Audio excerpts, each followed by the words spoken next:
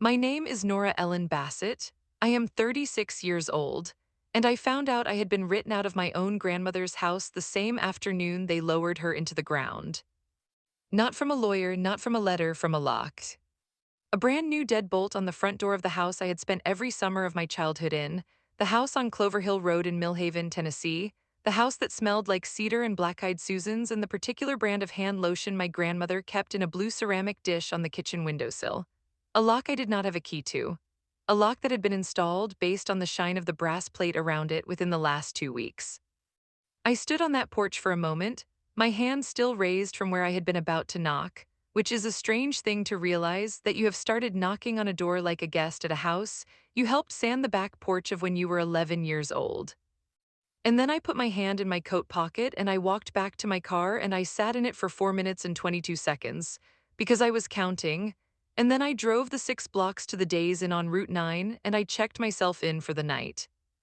Welcome back to Calm Drama Stories.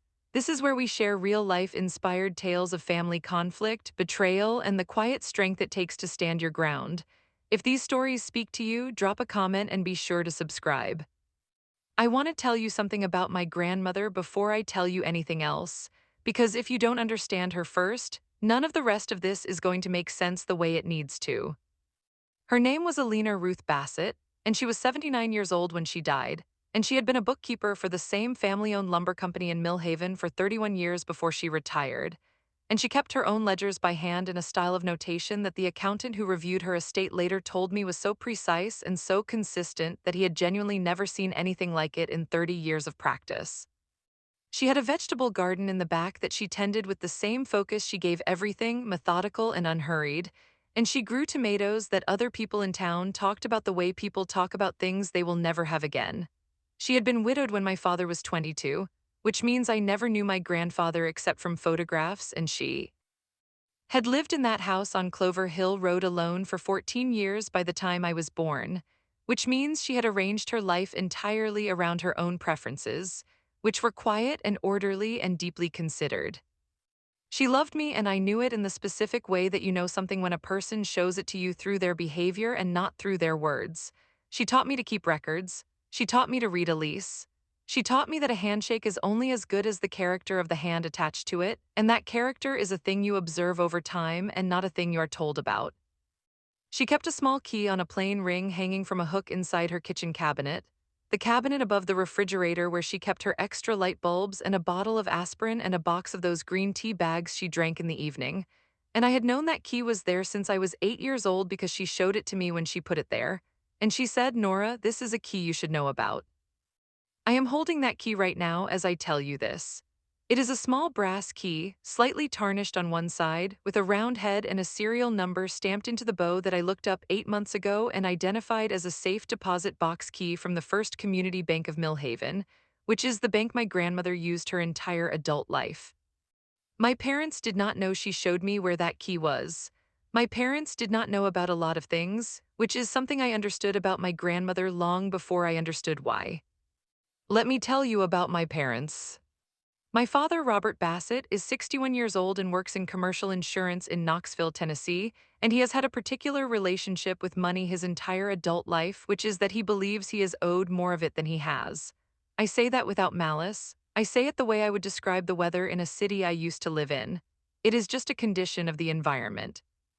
My father was the kind of person who kept a mental ledger of every cent he had ever spent on anyone, and who expected the world to eventually settle up with him, and who interpreted generosity as a down payment rather than a gift.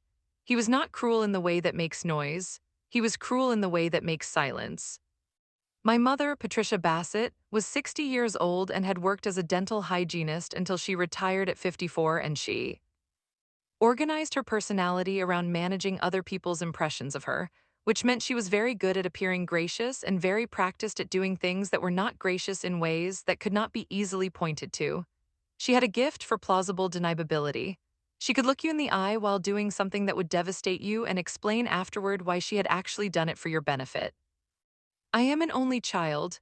I grew up in Knoxville, 47 miles from Millhaven, and from the age of about 9, I was aware that my parents' relationship with my grandmother was complicated, which is the word I used when I was 9 and the word I would still use now because it is accurate.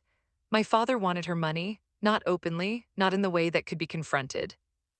But it was there in the way he spoke about her house, about her savings, about the land the house sat on, which is a quarter acre in a neighborhood that had appreciated significantly since my grandmother bought in 1974 for $42,000. He referenced the inheritance the way other people reference retirement, as a thing they were building toward, a thing that would eventually reorganize the arithmetic of their lives. My grandmother was aware of this. I know that now with a certainty I did not have when she was alive, though I suspected it in the way you suspect something when you notice a person is more careful around one set of circumstances than another. She loved my father, I believe that. She also did not trust him with anything that mattered, and she arranged her affairs accordingly, and she did it so quietly that nobody noticed until it was done. I moved away from Tennessee when I was 24. I took a job as a systems analyst at a logistics firm in Cincinnati, Ohio, which is not a glamorous thing to be, but it pays well and I am good at it. And I worked my way up over the next 12 years to a senior position that I will not name specifically, except to say that by the time my grandmother died in March of last year, I was making $87,000 a year and had a savings account with a balance my parents did not know about. I had paid off my car. I had a two-bedroom apartment in the Hyde Park neighborhood that I had been in for 4 years, and that felt like mine in the way that rented spaces sometimes do when you take the time to make them right. I visited my grandmother 4 times a year every visit. I drove down on a Friday evening and stayed through Sunday afternoon, and we sat in her kitchen and she made coffee the way she always made it, with a stovetop percolator she had owned since before I was born, and we talked the way two people talk when they genuinely like each other, which is to say without agenda, following the conversation wherever it went, sometimes about her garden and sometimes about my work and sometimes about nothing in particular. Just the comfortable back and forth of people who have been in each other's lives long enough that silence is not uncomfortable. My parents came to some of these visits. When they did, something changed in the room, a slight reordering, like furniture that has been moved 2 inches and you cannot quite identify which piece. The last time I visited her alone was in January, 14 weeks before she died. She was still living in the house then, though her health had been declining since the previous fall, a combination of things that the doctors had been managing with varying degrees of success, and she moved more slowly than she used to, and she got tired in the afternoons in a way that was new. But her mind was sharp. Her mind was absolutely sharp. She remembered things exactly, and she said what she meant, and she made her own decisions about everything, which I need you to understand because it matters later. We sat at her kitchen table on that Saturday afternoon in January, and she made the coffee, and she told me about a book she had been reading, a history of the Tennessee Valley Authority that her friend Dorothy had lent her. And she told me about a problem her neighbor, that was Mr. Aldous Finch, had been having with a fence dispute that she found amusing in a dry way that she had. And then she got up from the table to refill our cups, and she stopped at the cabinet above the refrigerator, and she opened it, and she stood there for a moment with her hand resting on the cabinet door. She did not turn around. She said, "Nora, you remember what I showed you up here?" I said I remembered.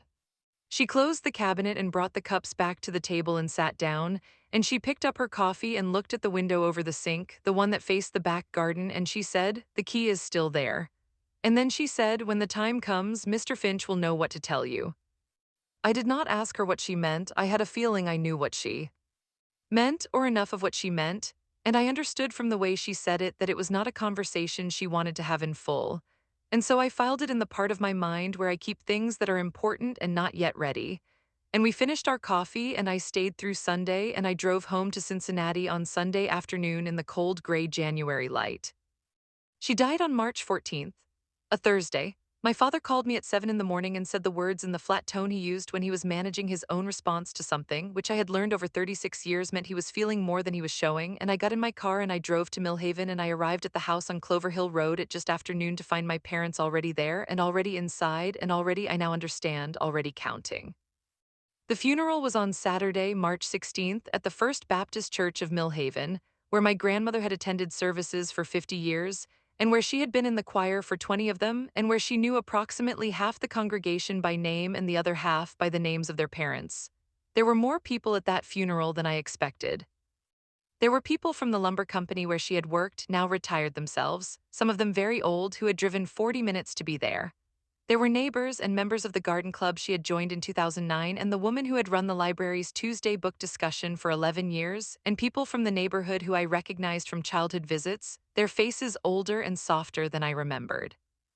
And there was Dorothy Aldous, who was 81 years old and had been my grandmother's closest friend for 37 years, and who lived 4 houses down on Clover Hill Road in a white house with green shutters that I had walked past 1,000 times without counting, and who sat in the third row with her hands folded in her lap and looked at the casket with an expression that was not grief in the public sense but something quieter and more private, and who, when she caught my eye across the church, held my gaze for a moment and gave me a nod that I felt in my chest before I understood what it meant.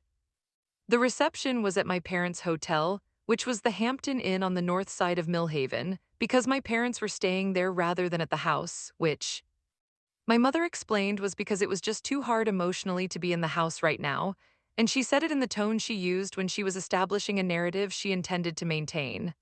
I ate a small plate of food I did not taste, and I spoke to people I remembered and some I did not, and I looked for Dorothy Aldous, but she had gone by the time I thought to find her. After the reception, I drove to the house on Clover Hill Road because my parents had said they would be there later that evening, and that was when I found the new deadbolt. I have told you about standing on the porch. I have told you about sitting in the car counting. What I have not told you is what I thought in those 4 minutes and 22 seconds, which was not what you might expect. I was not thinking about the lock. I was thinking about the cabinet above the refrigerator. I was thinking about the key on the plain ring. I was thinking about what my grandmother had said in January, which was that Mr. Finch would know what to tell me. Aldous Finch, who lived next door. I drove to the Days Inn and checked in, and I ate a granola bar I had in my bag, and I lay on the hotel bed with my coat still on, and I looked at the ceiling tile patterns, and I thought about my grandmother's face in January when she stood at that cabinet with her hand on the door. The deliberateness of it, the precision. This was a woman who had kept her own ledgers for 31 years. This was a woman who did not do accidental things. At 8:15 that evening, my phone rang, and it was my father asking where I was.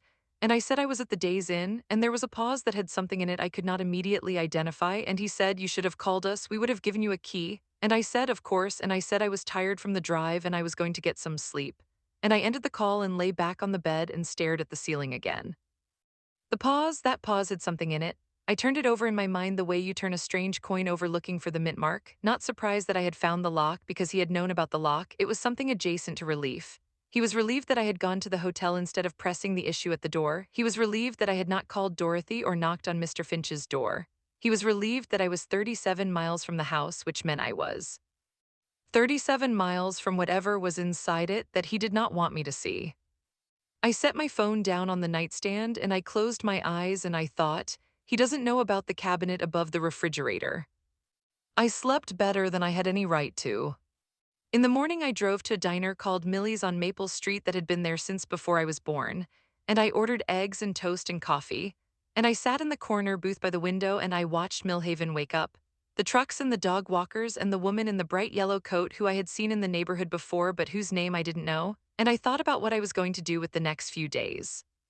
My parents had told me the night before, through a series of text messages that my mother sent around 9:30 p.m., that there was a reading of the will scheduled for Tuesday with a lawyer named Harold Combs at his office on Fletcher Street, and that I should be there at 2 in the afternoon, and that they had already spoken to him and everything was in order. My mother had added a note at the end of the message that said, "Your grandmother had a very clear sense of what she wanted," which my mother said in the way a person says something they are hoping will feel like a warning, but that they can also deny having intended as a warning. I had said okay, and I had not asked any other questions. What I want to tell you about that Sunday morning in the diner is not any single thought but a quality of attention. I was paying the kind of attention you pay when you know something is coming and you do not know exactly what shape it will take. I was eating my eggs slowly and watching the street, and I was very quiet inside, the way I get quiet when there is something that needs to be figured out and the figuring requires all of me. I paid my check and I left a $5 tip and I walked out into the March morning, which was cold and bright in the particular way that early spring is cold and bright in Tennessee, that particular quality of light that has warmth in it even when the air doesn't yet, and I walked to my car and I drove to Clover Hill Road. I did not park in front of the house. I parked in front of the white house with the green shutters 4 doors down. Dorothy Aldous came to the door before I finished knocking, which told me she had been expecting someone or watching the street or both. She was a small woman, neat and deliberate in the way of people who have always managed their own households and are proud of it, and she was dressed in dark slacks and a blue cardigan that she had on over a white blouse, and she held the door open without saying anything and stepped back to let me in, and I went in. Her house smelled like coffee and something baking, and it was tidy in the organized way of someone who knows where everything is and returns it when they are done with it. And she led me through the front hall to the kitchen at the back, and she poured me a cup of coffee without asking and set it on the table and sat down across from me, and she looked at me with the direct, assessing look of someone who has been thinking about this conversation for longer than I have. She said, "Your grandmother told me you would come." I wrapped both hands around the coffee cup, which was warm and heavy, good ceramic, and I said, "She told me you would know what to tell me." Dorothy nodded once. She had her own cup in front of her and she turned it slightly on the saucer, a small, precise movement, and then she looked at me and she said, "She changed the will in November." November, 4 months before she died, 4 months and 1 week to be specific. I looked at the cup in my hands. I thought November. I thought my parents went to see her in October, a long weekend. My father had mentioned it, the kind of mention that is attached to nothing, that floats free of context, and I had noted it and filed it and not connected it to anything until right now. I said, "What did she change?"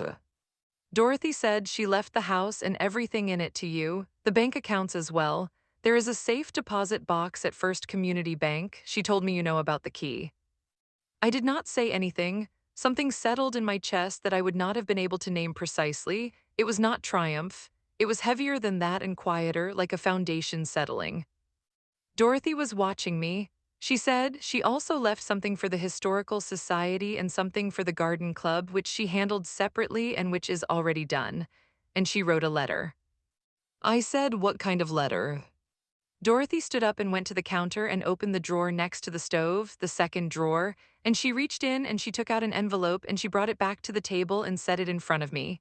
It was a white business envelope, sealed, and on the front in my grandmother's handwriting, which was small and even and slanted slightly to the right in the way of people who learned to write in a certain era, it said, "For Nora," and below that it said, "When the time comes." I did not open it at the table. I put it in the inside pocket of my coat next to my heart, which sounds sentimental but was practical. It was where it would be safest. Dorothy said, "Your parents went into the house Friday evening." She said it with no particular emphasis, the way you report a fact. I said, "I know, I found the new lock." She looked at her coffee cup. She said, "Your father also spoke to Harold Combs on Saturday morning before the funeral." I thought about the text message from my mother the night before. Everything is in order, the phrasing of it, the particular confidence of that phrasing. I said, "Does Harold Combs have a copy of the changed will?" Dorothy looked up at me. She said, "Harold Combs drew up the original will in 2019. Your grandmother changed attorneys in November. The new will was drawn up by a woman named Sandra Lee Park at Park and Associates on Callaway Street. Your grandmother drove herself to that office on November 18th and signed in the presence of two witnesses, one of whom was a paralegal named Maria Gutierrez and one of whom was me. She said the last part without any drama. She said it the way you say a thing that is simply true and does not require decoration. I felt the envelope in my coat pocket, the slight weight of it against my ribs. I said, "Did my parents know she changed attorneys?" Dorothy said no. Have you ever been in a moment that you know you will remember with perfect clarity for the rest of your life? Not because of what is happening, but because of how still everything goes, the way sound seems to stop and the quality of the light seems to fix itself, as if the present moment is being pressed like a flower between pages? That was the kitchen in Dorothy Aldis's house on Sunday morning, the coffee going cool in my hands. The smell of whatever she had been baking, which I eventually realized was a coffee cake that was sitting on a rack on the counter cooling, that she had made that morning while she was waiting. The particular blue of her cardigan. The sound of a bird outside the window that I could hear clearly in the silence. I said, "Mr. Finch next door, my grandmother mentioned him." Dorothy smiled for the first time, a small, contained smile. She said, "Aldous Finch has a spare key to your grandmother's house. He has had it for 11 years. Your grandmother gave it to him in 2013 because she said a person should have a neighbor they trust, and that was a thing she trusted him with. He also witnessed a notarized statement your grandmother wrote in December, 2 months before she died, attesting to her mental competence and the voluntary nature of her testamentary decisions." I thought about my father's voice on the phone the night before. The pause, the relief in it. He had the new key. He thought he had the house. He thought he had a weekend to do whatever it was he intended to do, and then Tuesday afternoon at Harold Combs's office the original will would be read and the math would work out the way he had been calculating it for years. He did not know about the cabinet above the refrigerator. He did not know about Sandra Lee Park on Callaway Street. He did not know about the notarized statement. He did not know that Dorothy Aldous had been sitting 4 houses down waiting for Sunday morning. I finished my coffee. I set the cup down precisely in the center of the saucer, and Dorothy watched me do it, and I said, "Can I ask you something?" She said yes. I said, did she know it would go like this? The lock on the door, the hotel, all of it. Dorothy thought about this for a moment. She turned her cup slightly on the saucer again, that small, precise movement. She said, your grandmother was a bookkeeper for 31 years. She said it the way you say something that answers the question without being the answer. I understood, yes, she had known. She had run the numbers and anticipated the outcome and prepared accordingly the way she prepared everything methodically and without drama, and she had arranged the pieces so that the right ones would be in the right places when the time came. The new attorney, the notarized statement, the key with Dorothy, the neighbor with the spare, the letter in the envelope, the key in the cabinet. Me, who she had shown the cabinet to when I was 8 years old because she was already, even then, doing the arithmetic. I thanked Dorothy and I put on my coat and she walked me to the door, and at the door she said, your grandmother loved you without condition. She said it simply, not as a comfort, but as a fact she wanted to add to the record. I said I knew. I drove back to the Days Inn and I sat in my car in the parking lot with the engine off, and I took the envelope out of my coat pocket, and I looked at my name in my grandmother's handwriting for a long time before I opened it. Have you ever had someone love you so specifically and so quietly that you only understand the full scope of it after they are gone? I am asking you directly because I want to know if this is something you have felt. Have you ever had someone who watched how you moved through the world and decided from that watching that you were worth arranging things for? That you were worth the long preparation, the methodical care, the filing of documents and the briefing of neighbors, and the changing of attorneys on a November afternoon? Tell me in the comments. I read every single one. And if you haven't subscribed yet, now is the time because what happens next is the part I've been building toward this whole time. The letter was 3 pages, handwritten on the pale green stationery my grandmother had kept in the second drawer of her writing desk for as long as I could remember. Her handwriting was steady throughout, which tells me she wrote it on a day when her hands were not giving her trouble, which was something she had started to have in the last year. I am not going to read you the whole letter, some of it is mine, but I will tell you the parts that matter for this story because they matter. She said she had loved the house and she wanted it to stay loved. She said she had watched for years how my father talked about the house and she had understood what he was planning to do with it, which was sell it, because it had more value as money than as a home to someone who did not want to live in Millhaven, and that this was his right to feel but not his decision to make because it was not his house. She said she had not confronted him about this because there was nothing to confront.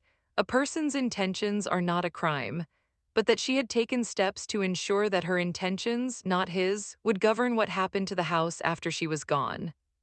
She said that the safe deposit box contained the deed to the house, clear and unencumbered, the account statements for the 2 savings accounts and the 1 CD account she had maintained at First Community Bank, a copy of the new will, and a letter she had written to Sandra Lee Park authorizing me to act on behalf of the estate.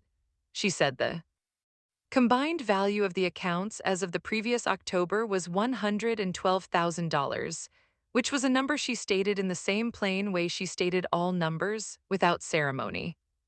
She said that she was not angry at my father. She said that carefully, and I believed her because she was not a person who said things carelessly. She said she understood that he had been shaped by a particular kind of wanting and that this wanting had cost him things he did not know he had lost, and that she felt sorrow for this but could not fix it, and that it was not Nora's job to fix it either. She said you have always known how to be patient. She said the world does not reward that quality the way it should. She said I am doing what I can. At the bottom of the 3rd page, after her signature, she had written a single additional line. She wrote, the tomato seeds for the early girls are in the small brown envelope in the right-hand drawer of the kitchen desk.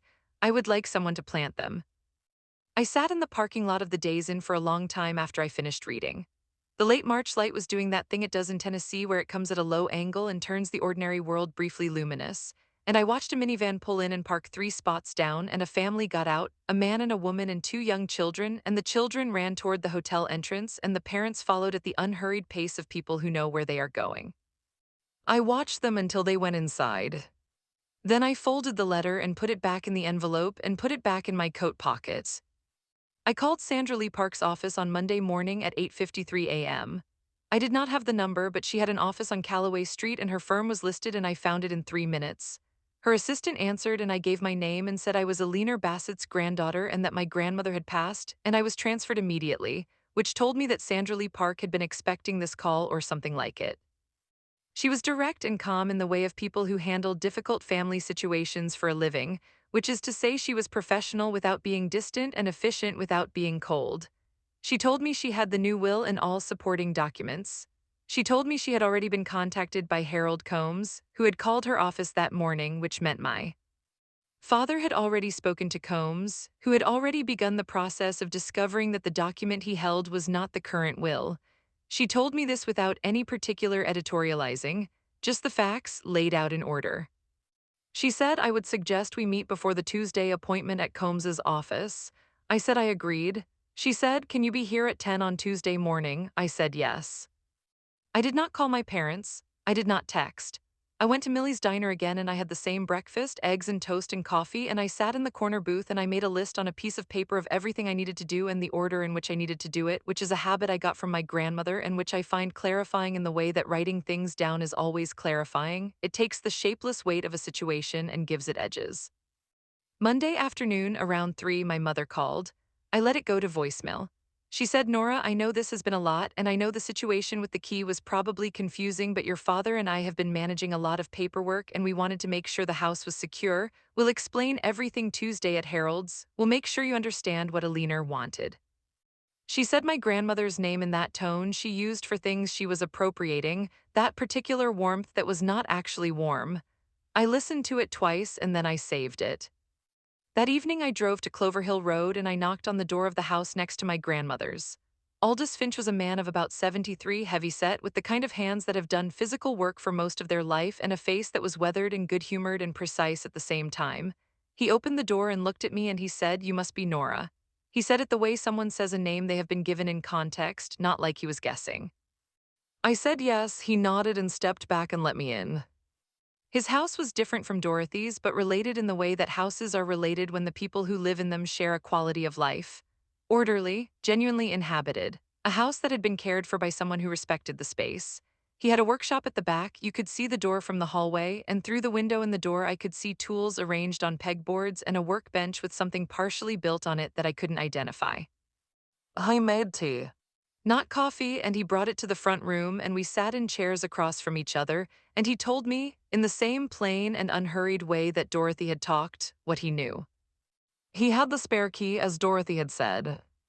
He had also been present on 2 occasions in the last 6 months of my grandmother's life when my father had visited, and he had observed things from next door that he was prepared to describe if needed, which he laid out for me with the same measured tone, neighbors arguing on the front porch in October, my grandmother's voice clear and controlled and my father's rising, the topic being the house and its disposition, my grandmother saying, "Robert, I have made my arrangements." And my father saying a number of things in response that Mr. Finch could recall and was prepared to recount.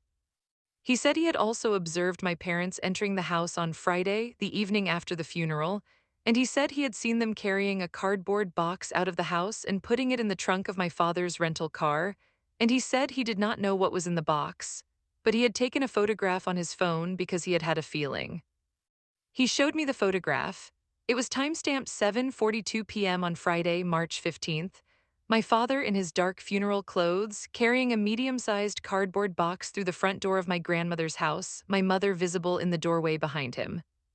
I looked at the photograph for a long time. Something went tight and stayed tight in the middle of my chest, and I breathed through it the way you breathe through something that requires steadiness. I said, "Would you be willing to send me that photograph?" He said, "Already on its way," and his phone buzzed at that moment and mine buzzed a second later with the incoming text. I thanked him. He said, "Your grandmother was a good woman and a good neighbor, and she deserved better than what I observed in that driveway on Friday evening." He said it without anger as a simple statement of fact, and I believed every word of it. Tuesday morning, I was at Sandra Lee Park's office on Callaway Street at 5 minutes before 10. Her office was on the second floor of a brick building that also housed a title company and a tax preparer, and the waiting area was clean and minimal with good light from the east-facing windows, and I sat in one of the chairs and I waited.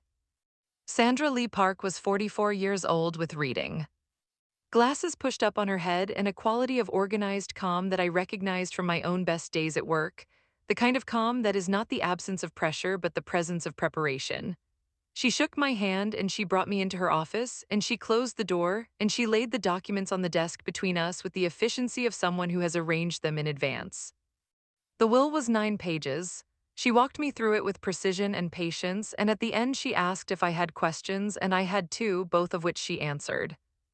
The estate, including the house and the accounts, had an approximate value of $480,000, based on the current assessed value of the house at $368,000 and the liquid assets of $112,000, with some adjustments for legal fees and other costs of estate administration that she outlined with the same precision.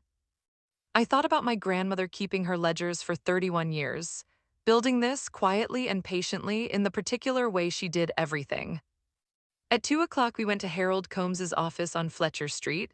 My parents were already in the waiting room when we arrived. My mother was wearing black still, and her hair was very neat, and she stood up when I walked in and started toward me, and then she saw Sandra Lee Park and she stopped. Her expression shifted in a way that was subtle and would have been invisible to anyone not watching for it, a very brief recalibration, and then she smiled and said, "Nora," and she said it in the warm tone, the appropriating tone, the tone I had catalogued my whole life. My father did not stand up. He looked at Sandra Lee Park and then at me, and something moved behind his eyes that was not quite recognition and not quite anger and was some complicated mixture of both that I could not fully map. I said, "Hi, Mom," and I sat down in one of the chairs along the wall, and Sandra Lee Park sat next to me, and no one said anything for the 2 minutes until Harold Combs's assistant came out to get us. Harold Combs was 67 and had the bearing of a man who had been running this particular office for a long time and who had seen many configurations of family sitting across from him in many states of expectation and disappointment. He had my grandmother's original will in a folder on his desk. He also, I noticed, had a legal pad with notes on it, and there was a number at the top of the notes that he had circled, which I could not read from where I was sitting, but which I suspected was the appraised value of the house. He started with the standard language and then he looked up and he saw Sandra Lee Park and he said, "And you are," and she told him, and she placed the November will on the desk in front of him and she said, "My client Alina Ruth Bassett executed this document on November 18th of last year in the presence of two witnesses and a notary, and this supersedes the 2019 document as the operative testamentary instrument."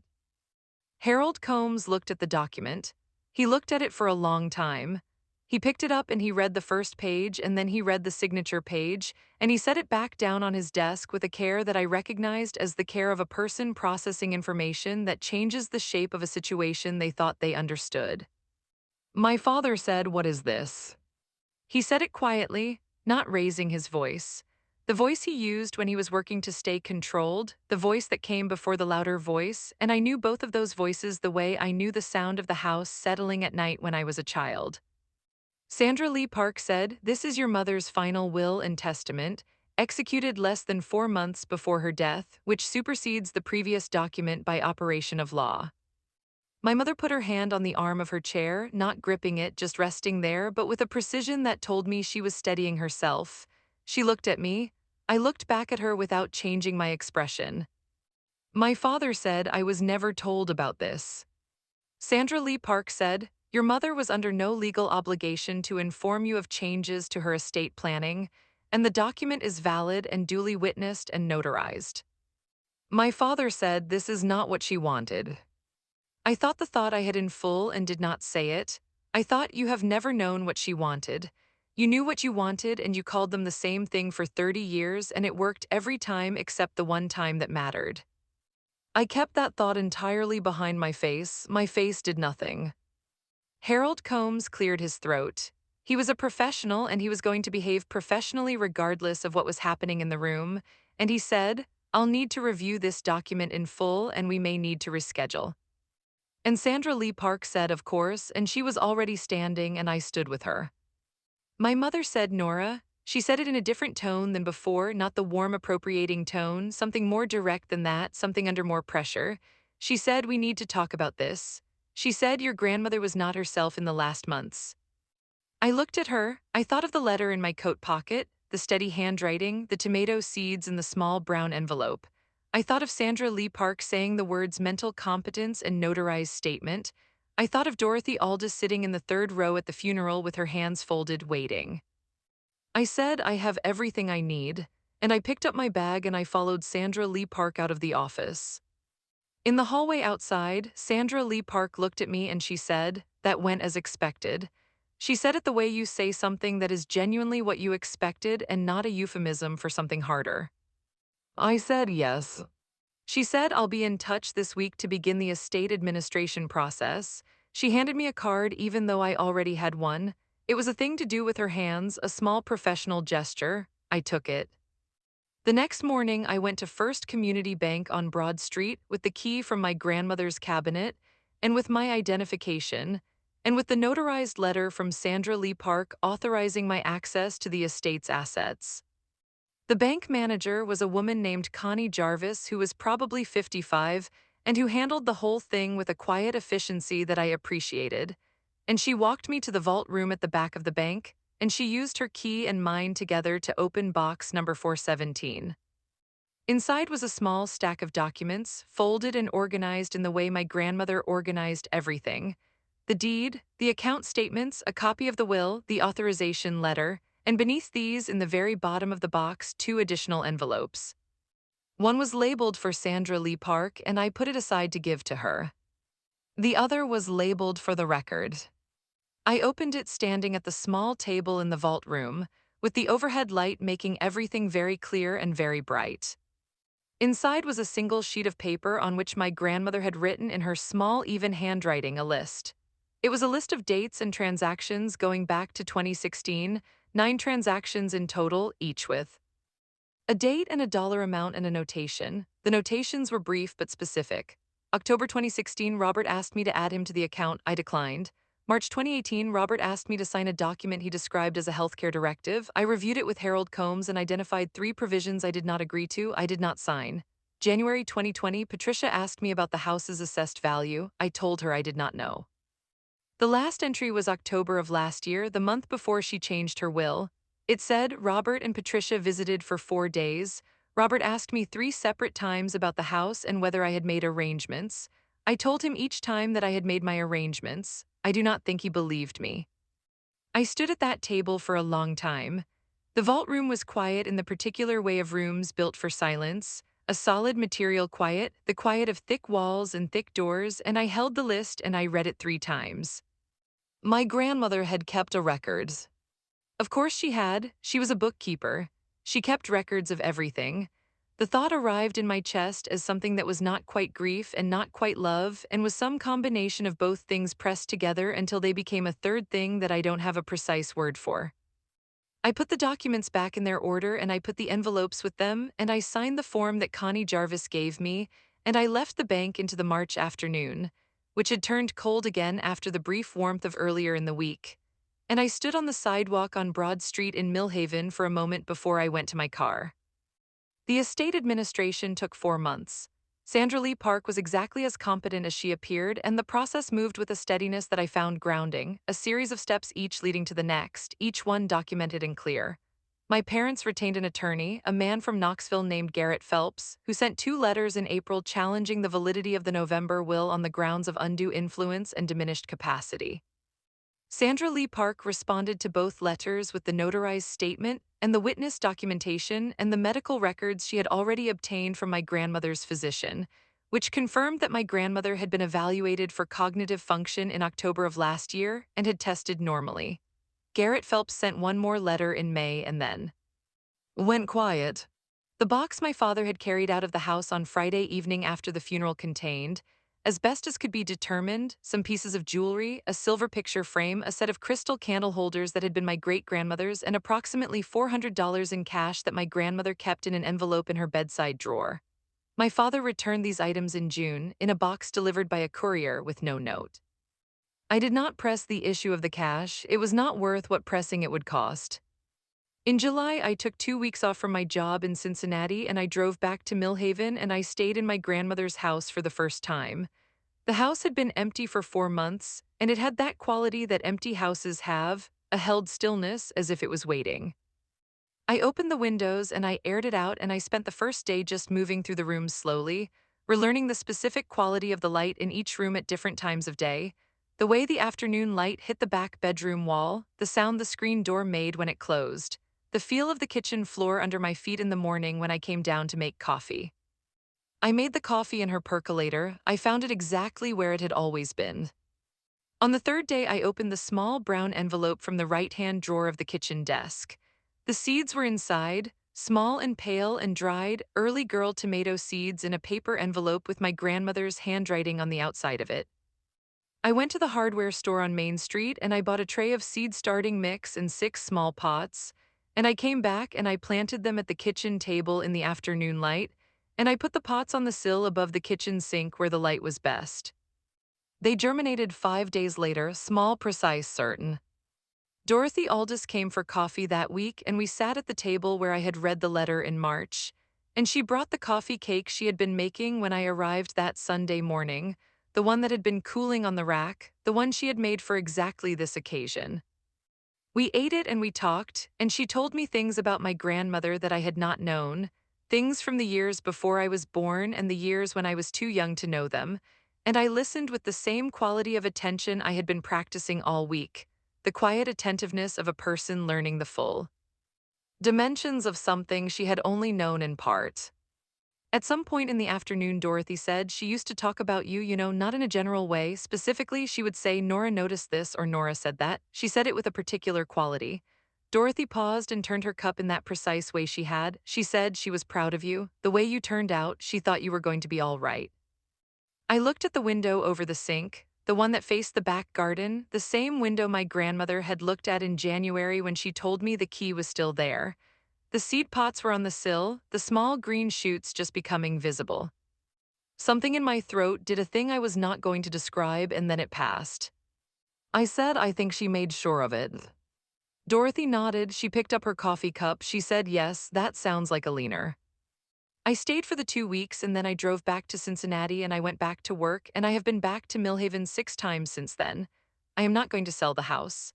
I have been thinking about what it would take to spend more time there, whether there is work I could do remotely from Millhaven, whether the life I have built in Cincinnati and the life that is waiting in that house on Clover Hill Road are two things that can be brought together somehow. I don't know yet. I am doing the arithmetic. My parents and I have spoken twice since July. Both times my mother called, and both times the conversation was careful in the way of people navigating around a thing they have agreed not to directly address. My father has not called, I have not called him. There is a version of this story where I feel guilty about that, where the absence of contact is a wound I carry. I am working on whether that is the version that is true for me or the version I was taught to expect.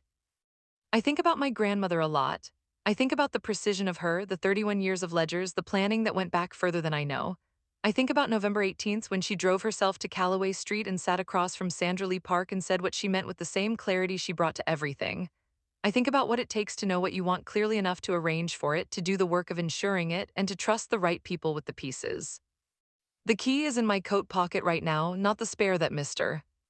Finch had, not the one from the safe deposit box, but the one from the cabinet above the refrigerator, the one she showed me when I was 8 years old and said, Nora, this is a key you should know about. I put it on my own keyring after I came back from the bank in March, and it has been there every day since, sitting with my car key and my apartment key and the key to the office, a small brass key slightly tarnished on one side. I have driven past the house on Clover Hill Road enough times now that I know it in every light, in every season I have seen so far. It looks like a house that has been cared for by someone who respected the space. It looks like a house that is waiting. The tomato seeds are in 6-inch pots now. I brought them with me to Cincinnati, and they have been growing on my kitchen windowsill through the spring. And when I go to Millhaven in May, I am going to plant them in the back garden in the exact spot where my grandmother grew hers, in the soil that still has all those years of her tending in it. She wanted someone to plant them. I am going to plant them. That seems like the right place to end this. My name is Nora Ellen Bassett. I am 36 years old, And I planted my grandmother's tomatoes in the garden she kept on Clover Hill Road in Millhaven, Tennessee, in the spring of the year after I lost her, and I thought about her the whole time, and I think about her still.